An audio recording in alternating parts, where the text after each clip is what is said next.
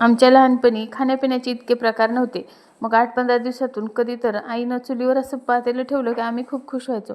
कारण त्याच्यामध्ये आई बनवायची मस्त अशी डाळीतले फळं किंवा मग खोडबळे. तर ह्याला शेंगुळे असेही म्हणतात. तर चला म्हटलं आज चुलीवरचे मस्त असे खोडबळे बनवूया. त्याच्यासाठी पातेलं ठेवलेलं आहे. तेल टाकलं, जिऱ्यानी लसणाची फोडणी केली. त्याच्यानंतर थोडंसं हळद, लाल तिखट आणि बारीक चिरलेली इथे मेथीची भाजी होती म्हणून थोडीशी टाकून घेतली. मीठ टाकलं आणि उकळण्यासाठी ठेवलेलं आहे.